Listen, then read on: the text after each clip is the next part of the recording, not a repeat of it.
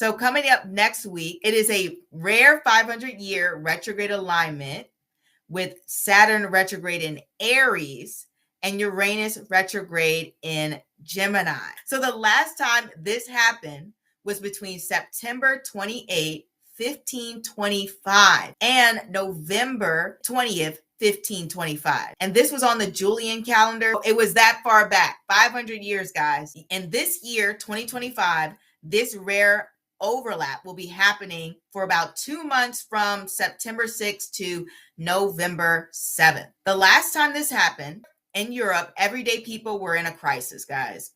Martin Luther had just published his thesis in 1517, calling out the Catholic Church for all of the corruptions. So ordinary peasants took this as fuel to question the entire power system. Daily life was very harsh. Peasants were crushed by the high rents, by heavy taxes, by mandatory 10% ties to the church. And many lived in poverty, while like the nobles, they were living in their rich palaces, castles. Now, meanwhile, in Africa, especially in the Songhai Empire, it was thriving, especially in West Africa, Timbuktu. It wasn't just like a city.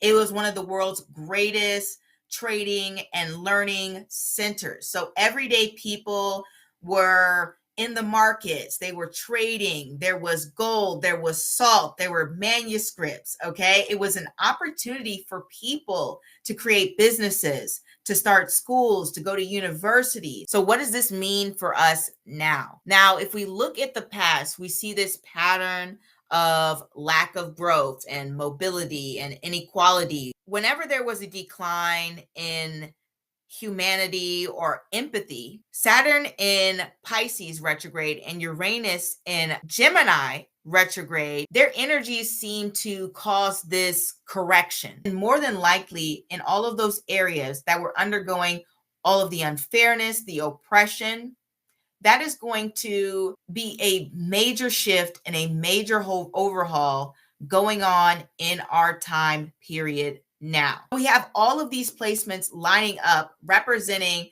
breaking free, pushing back against systems that were oppressive, overhauling of leaders, empires, unequal systems. We can see this happening in our lives. Now, how this might show up in your own life, like let's say you're at work. You realize you're underpaid, you're carrying more than your fair share, and you decide, hey, it's time to address this. I want a new job. This is why I said September is really a strong vibe change.